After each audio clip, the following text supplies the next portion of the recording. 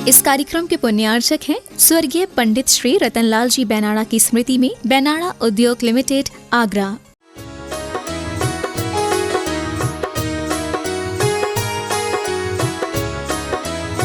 और जब भीतर का पुरुषार्थ शुरू होगा, एक बात मान करके चलना, जिस सुख में व्यक्ति जी रहा है ना, उसमें अवश्य कमी आ जाएगी।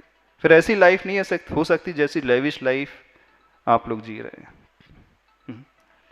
देखो, एक तरफ सेठियों की लाइफ और एक तरफ आचार्य भगवान की लाइफ। एक तरफ आप 24 घंटे एयर कंडीशन में रहते हैं और आचार्य भगवान नेचुरल कंडीशन में रहते हैं, है ना? नहीं रहते। आप लोग अच्छे से अच्छा खाने की कोशिश करते हैं, आचार्य भगवान रूखा सूखा खाने की कोशिश करते हैं। जो व्यक्ति आंतरिक दृष्टि रखता है, जानते हैं उसका जीवन कैसा हो जाता है?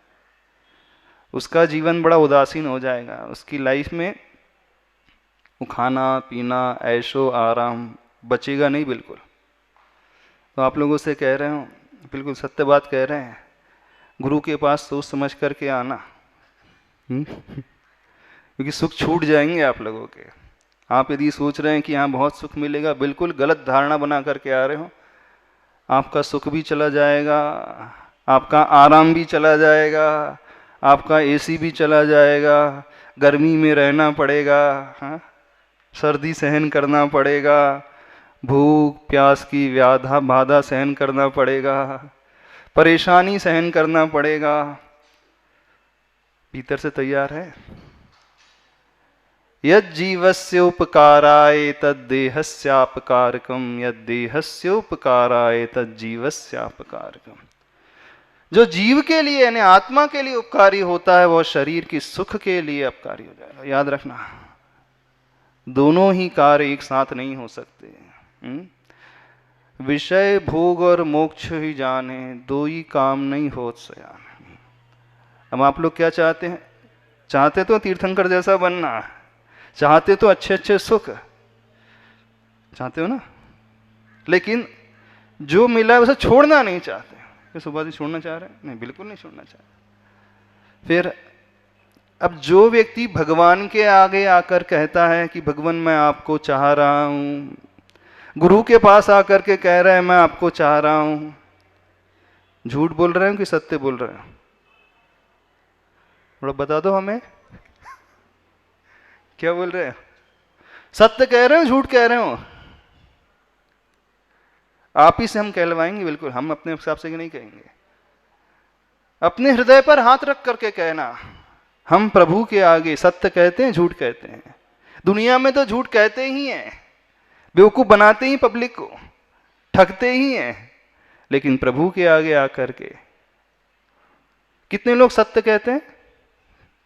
चलो अब भगवान को तो छोड़ दो, अभी हम ही आपसे पूछ रहे हैं, जितने यहां बैठे हैं कितने लोग सत्य कह रहे हैं?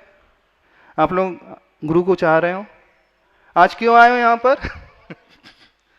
पीछे बैठे वाले दिल्ली वाले सारे क्यों आए हो भाई? सरदना वाले भी आ गए हैं। हाँ, क्यों आए हो? कारण, रीजन तो होगा, नहीं है कोई रीजन? क्यों आए हो बताओ तो सही। गुरु को चाहे गुरु की चाहे, फिर झूठ बोल रहा है मुख पे। कोई नहीं चाहता है, कोई नहीं चाह रहा अंतरंग से। हाँ, बहिरंग से कहना अलग है और अंतरंग से जीवन को बनाना अलग है। थोड़ा कड़वा सत्य है, अब क्या करें, तो सच्चाई कड़वी होती है। जब तक हम सच्चाई को सुनने की आदत नहीं डालेंगे, समझने की आदत नहीं डालेंगे, तब तक हमारा जीवन ऊंचा नहीं उठेगा। चलो, जीवन को वास्तविक सुखी बनाने के लिए थोड़ा सा हमें एक्सट्रोवर्ट को छोड़कर के इंट्रोवर्ट होना होगा, अर्थात दृष्टि अंतरंग की लाना होगा। कठिन चीज है, कठिन चीज इस कारण कह रहे हैं क्योंकि अभी तक जो व्यक्ति करता आया है सब बाहर जीता आया है। अभी तक की जो दौड़ है सब बाहर की दौड़ है, अंदर की दौड़ किसी की नहीं है। अंदर की दौड़ शुरू होती है जब अंतरंग की रुचि आती है। अंतरंग की रुचि अर्थात आत्मा की रुचि आती है, तो जीवन को उस प्रकार बनाने की जिसकी भावना होती है। तो 12 भावनाओं में आश्रव भावना हो गई, संवर भावना हो गई, आज जो भावना है निर्जरा भावना, निर्जरा का अर्थ होता है अंदर की सफाई करना। निर्जरा का अर्थ होता है अंदर का कचरा बाहर निकाल करके फेंक देना। जो सभी लोगों ने अंदर भर करके रखा है उसे खाली कर देना। घर का डस्टबिन कितने दिन में खाली करते हैं, कितने साल में खाली करते हो? डस्टबिन जो है घर का कितने वर्षों में, बताओ हमें। जीवन में एक बार खाली करते हो? 10 साल में एक बार खाली करते हो? 1 साल में एक बार खाली करते हो? 1 महीने में? डेली खाली करते हो। क्यों? कौन सा ऐसा व्यक्ति जो अपने घर के डस्टबिन को बहुत अच्छे से संजो करके भर करके रखता है? क्यों? घर का कचरा है भैया, आपकी कीमती घर का कचरा है, कैसे उसे अलग करें? कितने लोग उसे संजो करके रखते हैं अच्छे से? लॉकर में रखते हैं, चाबी में? नहीं, कोई नहीं रखता है ना। कचरा रखना किसी को पसंद नहीं है। तो निर्जरा भावना क्या कह रही है? जो जो कचरा भर करके रखा है उसको निकाल देना। तैयार हो निकालने के लिए? वही नहीं फेंकेगा, डस्टबिन को खाली नहीं करेगा जिसे कचरे से प्रेम होगा। जैसे आप सोने की अंगूठी नहीं फेंकोगे, फेंकोगे? सोने की ज्वेलरी है, हीरे की ज्वेलरी बिल्कुल नहीं फेंकोगे। क्यों? क्योंकि प्रेम है, आसक्ति है उससे। और जिससे आसक्ति नहीं है उसे तुरंत खाली कर देता है, बल्कि नाक बंद करेगा और तुरंत फेंक देगा। ऐसी है ना? क्यों? क्योंकि उसने वैल्यू समझ ली। कचरे की वैल्यू क्या है? 0 नहीं है, बल्कि निगेटिव है। जितना रखेगा, स्टोर करके रखेगा, उतना खोएगा। वो क्या खोएगा? गंदगी को तो पाएगा ही, अपने स्वास्थ्य को भी खोएगा, विशुद्धि को भी खोएगा, सुंदरता को भी खोएगा घर की। ऐसी है ना? तो जो व्यक्ति समझ लेता है कि कचरे की कोई वैल्यू नहीं है, उसे तुरंत खाली करना अच्छा है, समझ लेना, वह सबसे समझदार व्यक्ति माना जाता है। तो आप समझदार हो, ऐसा मान ले। हमें पूरा विश्वास है, यहाँ जितने बैठे हैं, जितने सुन रहे हैं, कोई भी अपनी डस्टबिन को भर करके नहीं रखता, सब खाली करते हैं। लेकिन आत्मा रूपी डस्टबिन को नहीं, सबने कचरे को अलग नहीं पकड़ करके रखा है। कैसे पकड़ करके रखा है? कहीं निकल ना जाए। फेविकॉल का मजबूत बॉन्ड है ना, जोड़ जो है, फेविकॉल का मजबूत जोड़। बस ये बात अलग है कि अंदर के कचरे थोड़े अलग प्रकार के होते हैं। कौन से कचरे हैं अंदर के? हाँ बता दो, कौन से कचरे हैं? जो पीछे बैठे हैं थोड़े से, इतना तो हम जानते हैं कि आप लोग समझते होंगे। कौन सा कचरा अंदर आपके भीतर बैठा है? राग द्वेष अभी छोड़ दो, अभी राग द्वेष शास्त्र की बात बंद कर दो, अभी तो बहुत हो गया राग द्वेष की बात है, इससे किसी को कुछ नहीं समझ में आता। हम बताए कौन से अंतरंग के कचरे हैं? अंतरंग में वो कुशील की दृष्टि जो बैठी है, अंतरंग में वो वैर की भावना जो बैठी है, अंतर में किसी को ठगने की भावना जो बैठी है, अंतरंग में किसी से हड़पने की जो भावना बैठी है। हाँ, ये बातें समझ में आएंगी। राग द्वेष बोलेंगे तो हाँ मैं राग नहीं करूंगा, मैं द्वेष नहीं करूंगा, इससे कुछ नहीं होता। बड़बड़ाते हुए जिंदगी निकल गई, कुछ नहीं फर्क पड़ा, किसी को नहीं फर्क पड़ा है। बिल्कुल कैसे फर्क पड़ेगा? हाँ, जो व्यक्ति कचरा उससे वर्तमान के हिसाब से समझ करके हाँ अब उसे निकालने की कोशिश करेगा, तो समझना वह निर्जरा भावना का चिंतन करने वाला, निर्जरा भावना को भाने वाला होगा। तो बताओ आपके लोग कचरे कौन कौन से हैं? क्योंकि फेंकोगे तब जब उसे पहचानोगे, जब तक जानोगे नहीं तो फेंकोगे कैसे? कौन कौन से कचरे हैं? सभी लोग थोड़े से हिम्मत चाहिए अपने कचरे को बताने का, साहस चाहिए भीतर से। हाँ कौन कौन से कचरे हैं?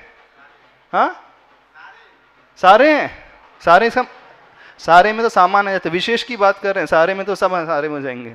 विशेष है, हाँ विशेष जो गलत व्यक्ति कर रहा है वो कचरा है। क्या गलत कर रहा है? जो पाप गलत आप जान करके कर रहे हैं वो सारे के सारे कचरे हैं। तो सबको याद करना है कौन कौन से कचरे। तो वह खाली कैसे होता है? तो आचार्य भगवान कहते हैं जब व्यक्ति बुद्धिपूर्वक उसे निकालने की कोशिश करता है उसे कहा जाता है अविपाक निर्जरा।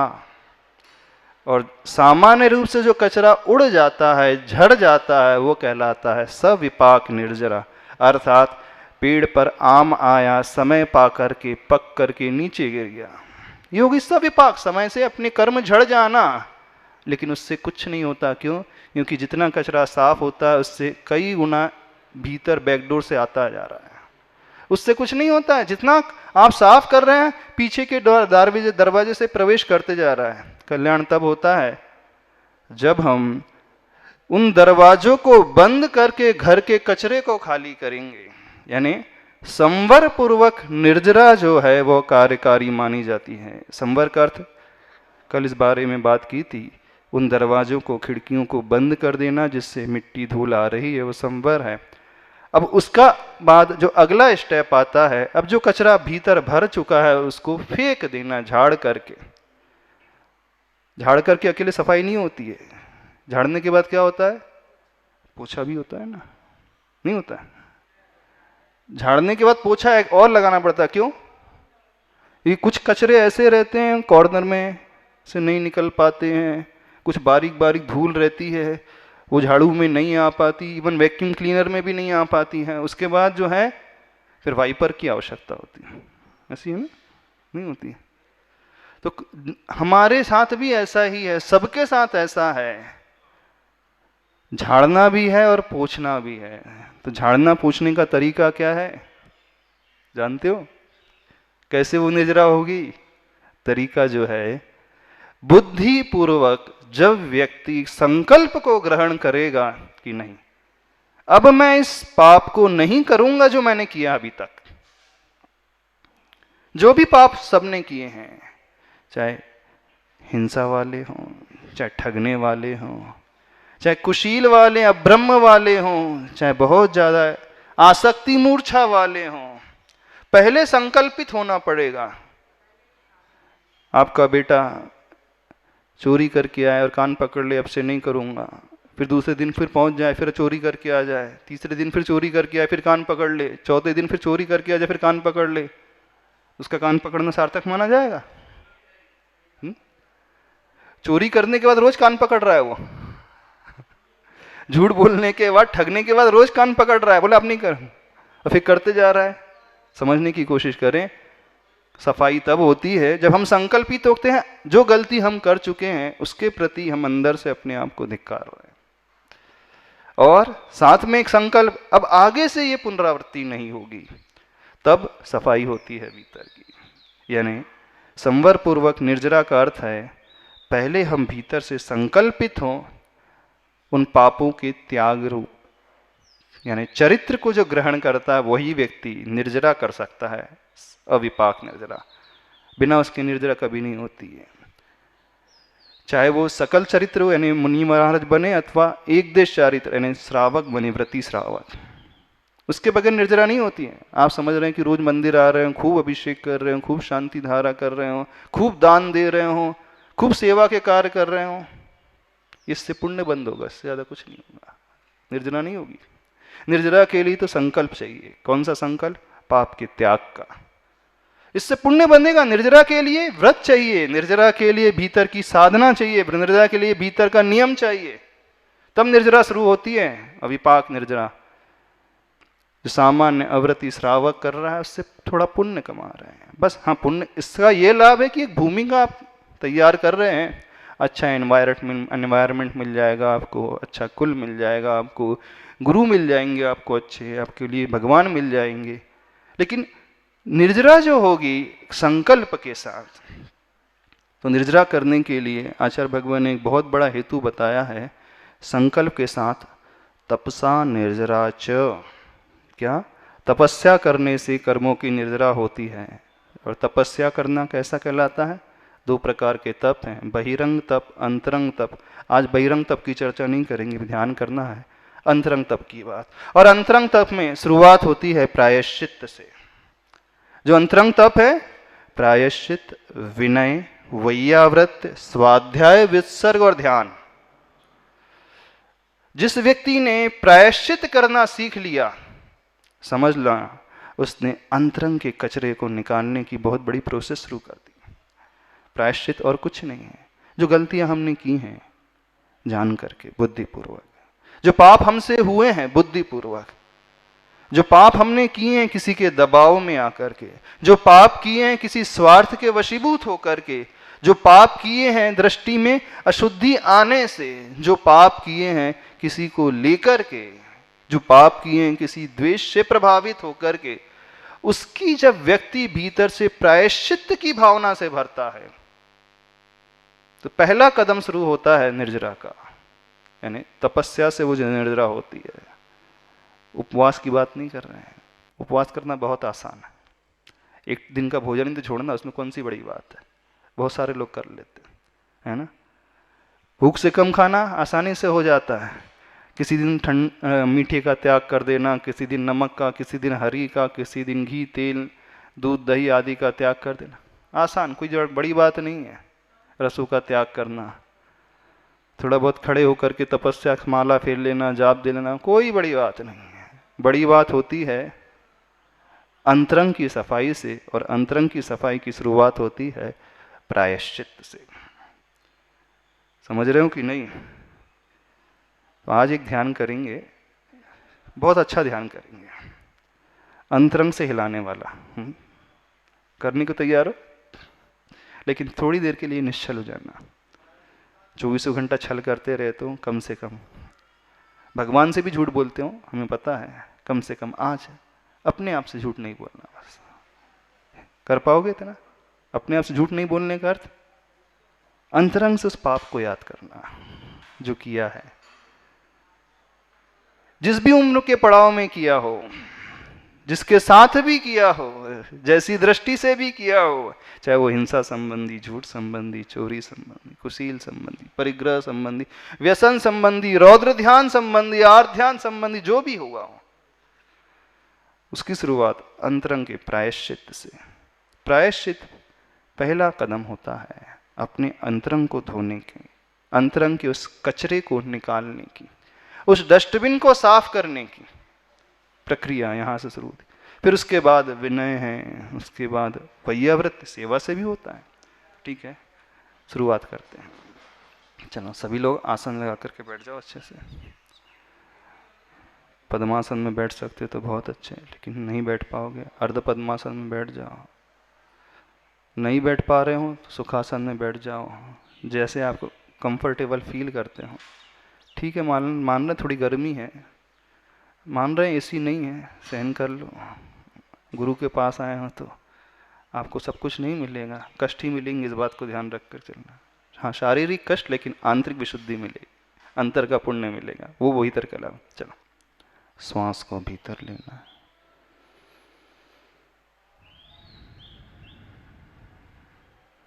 धीरे धीरे उस ओंकार की ध्वनि से अपने आत्मा की चेतना को भरने की कोशिश करें।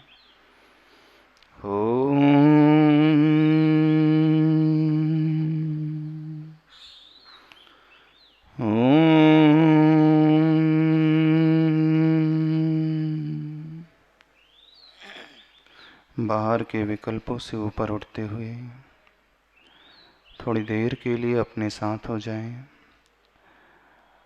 शरीर, वचन और मन को एक में करने की कोशिश की भावना से ओम। धीरे धीरे सभी उच्चारण करें। ओम।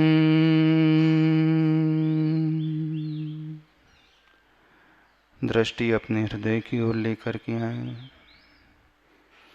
ओम।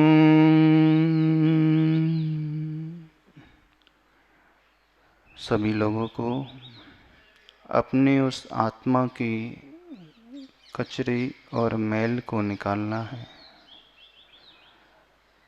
अपने अपने उस पाप को याद करें जो हमने जीवन में किए हैं, जो हमारे अलावा कोई भी नहीं जानता है। आत्मा को निर्मल इस प्रायश्चित रूपी तप से करते हैं। आज अपने आप को धिक्कारना है। दुनिया भले ही मुझे बहुत अच्छा मानती हो, बहुत सुंदर मानती है, बहुत ईमानदार मानती है, बहुत भला इंसान मानती है, लेकिन मैं स्वयं जानता हूँ मैं कितना दुगला हूँ। मुझसे बड़ा पापी शायद इस दुनिया में कोई नहीं। सभी लोगों को अंदर के भावों से भर करके कहना है, मैं पापी हूँ। कहें, जोर से उच्चारण करना है अंतरंग से, मैं पापी हूँ, मैं छली हूँ, मैं नीच हूँ। कहो, घबराओ नहीं, मैं कपटी हूँ, मैंने एकांत में पाप किए हैं, मैंने दूसरों को ठगा है, मैंने कुदृष्टि देखी है। ओम अरहं परम शांति, ओम अरहं परम शांति। इस पूरी ऊर्जा को शरीर से स्पर्शित करते हुए एक्सेस एनर्जी को संसार के कल्याण के लिए संप्रेषित करें। बोलिए महावीर भगवान की। हम मंत्र का भी आलम्बन लेते हैं।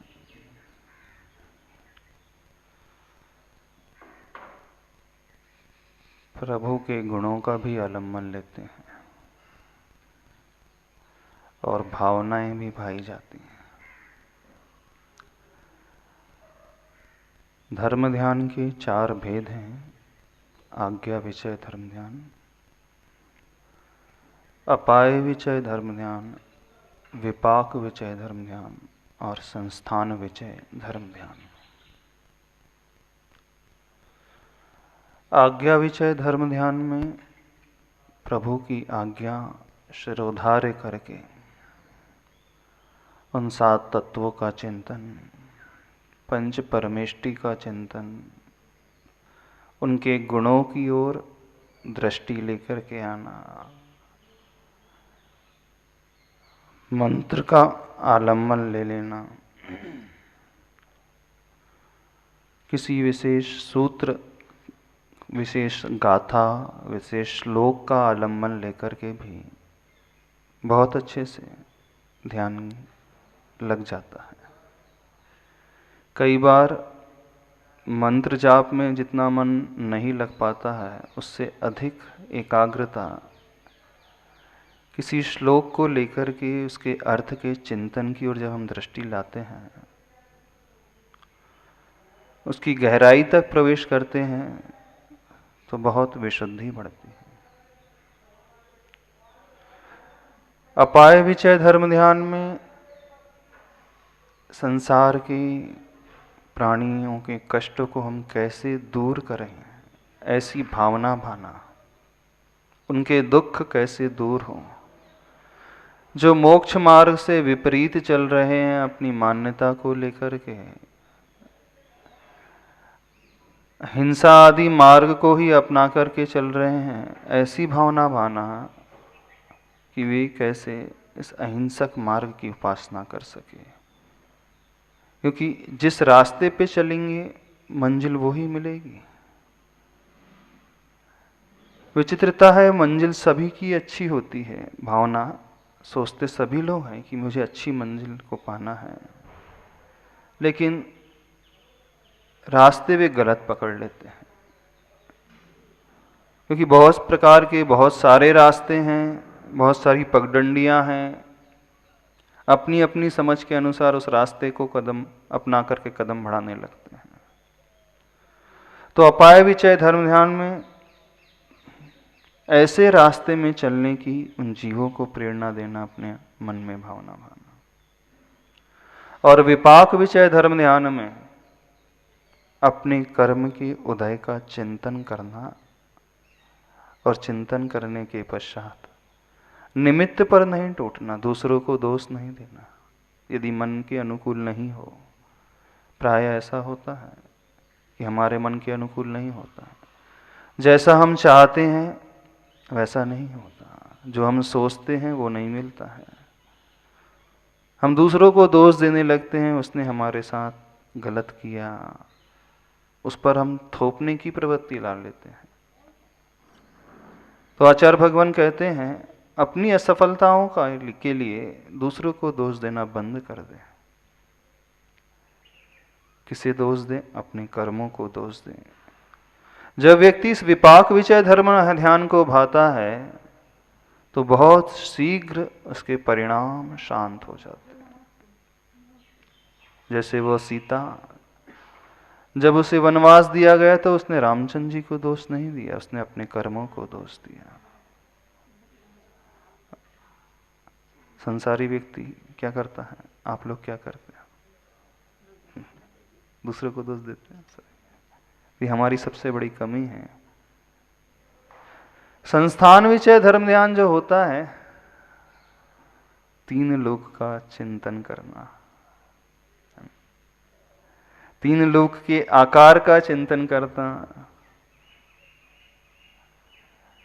उसमें रहने वाले जीवों के बारे में सोचना।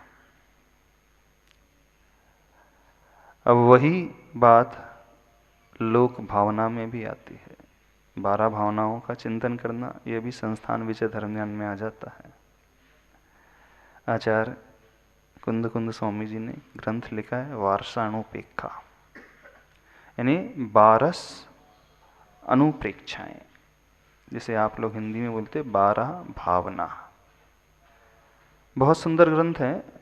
12 अनुप्रेक्षा, 12 अनुप्रेक्षा। अब इसमें संस्थान विषय के अंतर्गत लोक भावना का चिंतन करना वो आ जाता है। लोक भावना जानते हैं आप लोग क्या होती? नहीं पता? पढ़ी है ना? 12 भावना नहीं पढ़ी हिंदी में? 14 राजू तंग नभ लोक पुरुष संठान, तामे जीव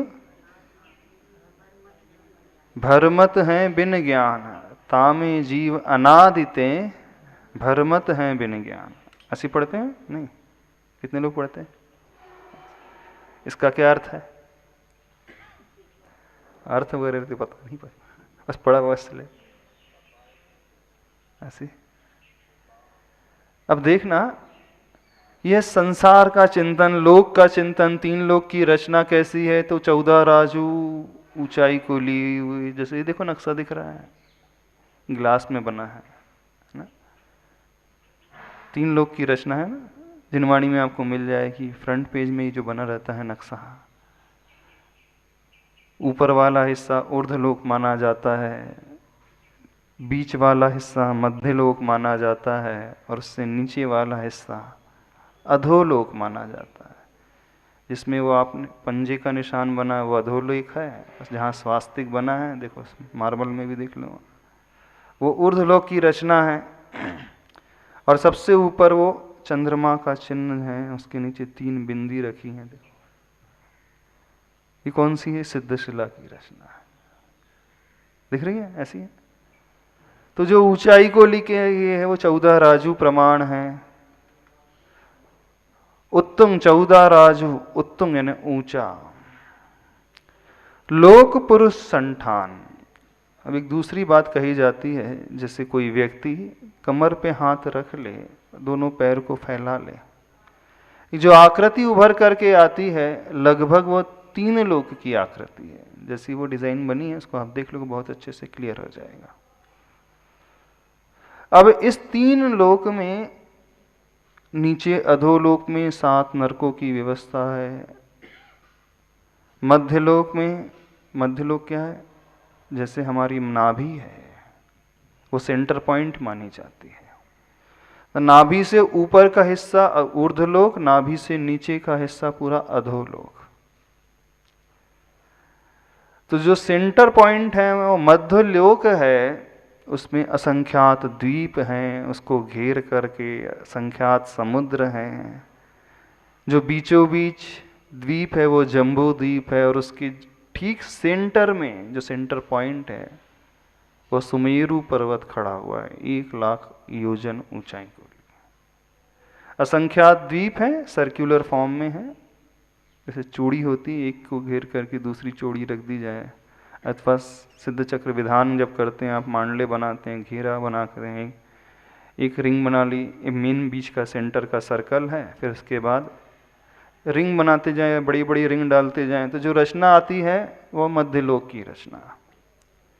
अब उस जम्बूद्वीप की रचना के बारे में बात आते हैं, उसमें 7 क्षेत्र हैं, 6 पर्वत हैं, इतनी नदियां हैं, इतने तालाब हैं, ऐसे जीव उसमें रहते हैं। अंतिम स्वयंभू रमण समुद्र है, उससे पूर्व स्वयंभू रमण द्वीप है। तो इसमें मनुष्य लोग रहते हैं 2.5 द्वीप में, और वहाँ पे चारों तरफ तिर्यक फैले, उसमें तिर्यंच रहते हैं। अधोलोक में नारकी रहते हैं और ऊर्ध्वलोक में देव रहते हैं। अब एक बहुत अच्छा प्रश्न उभर करके आता है, ये ज्योग्राफी का जो चिंतन करना है, इसमें ध्यान कहाँ से हो रहा है? इतनी नदियां हैं, इतने नाले हैं, इतने पर्वत हैं, इतने झरने हैं, ऐसे द्वीप हैं, ऐसे नरक हैं, ऐसे स्वर्ग हैं, इससे मिल के आ रहा है? नहीं लगता आप लोगों को? जैसे इस वर्ल्ड का मैप है, समझ लो फॉर एग्जाम्पल, इस वर्ल्ड में इतनी सारी कंट्रीज हैं, उसका डायमेंशन ऐसा है, उसका एरिया इतना है, ऐसे वो फैले हुए हैं, 5 भागों में विभाजित है, वहाँ इतने द्वीप है, एशिया है, यूरोप है, अमेरिका है, अफ्रीका है, ये सब अपन बोलते हैं। बोले इसको हम पूरा ज्योग्राफी पढ़ भी लिए, भूगोल पढ़ भी लिया, तो जैसे भूगोल एक सब्जेक्ट होता है, बोले ऐसे ही 3 लोग का चिंतन है, तो इसमें धर्म क्या हो रहा है? समझ में आ रही बात? नहीं समझ में आ रही? तो नदी नाले का चिंतन करने से काय का धर्म हो रहा है? एक प्रश्न आता है, सुनो अब ध्यान से, लोक भावना क्या कह रही है।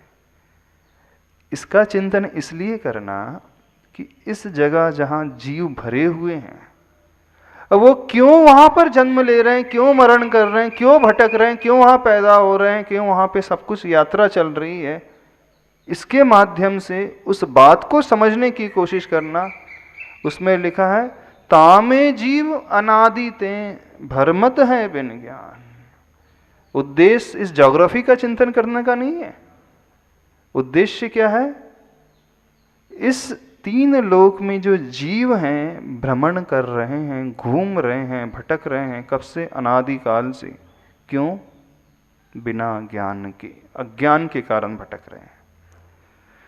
तो एक लोक बाहर का है और एक लोक भीतर का है। व्यवहार में तो बाहर के लोक की रचना आएगी, लेकिन जब हम अंतरंग में आएंगे तो अपने भीतर का भी एक संसार है, लोक है। वो आकृति जो बनाई है मनुष्य की, दोनों हाथ कमर में रखे खड़े हैं, वो और कुछ नहीं, हमारी नाभि से नीचे वाला हमारा अधोलोक, मतलब वो कसाई की भावना जो निकृष्ट मानी जाती है। तो नाभि से नीचे स्थान जो है वो नेगेटिव एनर्जी वाला स्थान, अब उसे अपने में घटाना लोक भावना बता रहे हैं। और नाभि से ऊपर वाला स्थान है शुद्ध ऊर्जा वाला स्थान, पॉजिटिव एनर्जी वाला स्थान। और जो सेंटर है वहां हम रह रहे हैं। अभी समझने की कोशिश करना क्या बताया जा रहा है। तो मन में उठने वाली जितनी दुर्भावनाएं हैं, क्रोध का भाव हमारे भीतर पैदा होता है, ईर्ष्या का भाव हमारे भीतर पैदा हो रहा है, अहंकार का भाव हमारे भीतर पैदा होता है, तृष्णा हमारे भीतर पैदा हो रही है, काम की भावना हमारे भीतर जो पैदा होती है, मोह का परिणाम जो जागृत होता है, लोभ जो भीतर पैदा हो रहा है, मत्सर का भाव, जुगुप्सा का भाव, ग्लानि का भाव, ये सब नाभि से नीचे रहने वाली भावना है। यानी ये अधोलोक में लेकर के जाने वाली भावना है। समझना लोक भावना में क्या करना है। यानी जो जो हमारी निगेटिविटी है भीतर की, जो दुष्परिणाम भीतर उत्पन्न हो रहे हैं, दुर्भावनाएं भीतर पैदा हो रही हैं, कषाय की भावना भीतर पैदा हो रही हैं, 4 संज्ञाओं की प्रवृत्ति भीतर पैदा हो रही हैं, जो गलत सोच व्यक्ति पैदा कर रहा है, ये सब अधोलोक की भांति हैं। समझो। और इनको छोड़ करके, यानी अप्रशस्त को छोड़ करके जब व्यक्ति प्रशस्त भावना करता है, मांगलिक भावना करता है, धर्म की भावना करता है, क्रोध को छोड़ करके जब वो क्षमा की भावना करता है, तो ये ऊपर की ओर ले जाने वाली है, ऊर्ध्वलोक की भावना। ये बाहर का लोक अलग है, अब हमें अपने भीतर के लोक में घटाना है। ये तो बाहर की हमें डिजाइन समझ में आ गई, पूरी संसार की रचना। बाहर की नदी पर्वत झरने नाले जानने से कोई ज़्यादा प्रयोजन सिद्ध नहीं हो रहा है। प्रयोजन कैसे सिद्ध होगा? उनमें जीव कैसे पैदा हो जाते हैं, अधोलोक में, नरकों में। जब व्यक्ति नाभि से नीचे रहने वाली ऊर्जा का सबसे ज़्यादा प्रयोग करता है तो उसका भ्रमण जो होगा अधोलोक में होगा, यानी अप्रशस्त भावना जब उसके भीतर पैदा होगी। जब व्यक्ति नाभि से ऊपर रहने वाली शुद्ध ऊर्जा का अपना प्रयोग करता है, उसमें भाव लगाता है, तो उसका जो जन्म होता है वो ऊपर की ओर, यानी मध्यलोक से ऊपर ऊर्ध्वलोक में, जहाँ स्वर्गों की रचना है। 16 स्वर्ग हैं, 9 ग्रैवियक हैं, 9 अनुदिश हैं, 5 अनुत्तर विमान हैं। यानी अप्रशस्त भावना आई तो नीचे की ओर गया, अधोलोक में पैदा हुआ। प्रशस्त भावना आई, ऊपर की ओर उसकी यात्रा हो गई, ऊर्ध्वलोक में पैदा हुआ। और एक भावना ऐसी भी होती है जो ना प्रशस्त है ना अप्रशस्त है, सबसे उत्कृष्ट भावना, पूर्ण बैलेंस वाली भावना।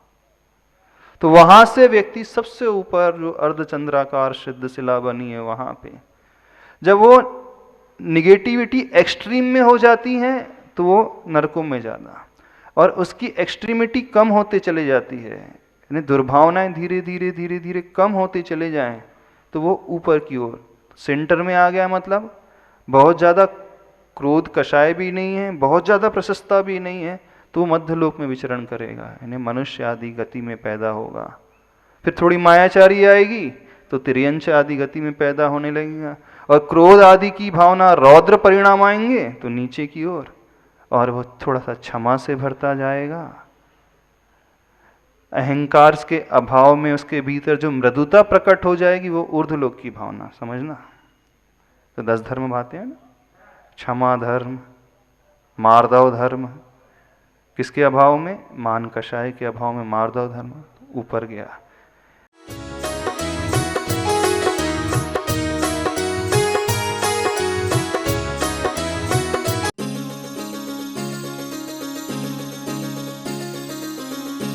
इस कार्यक्रम के पुण्यार्चक थे स्वर्गीय पंडित श्री रतनलाल जी बैनाड़ा की स्मृति में बैनाड़ा उद्योग लिमिटेड, आगरा।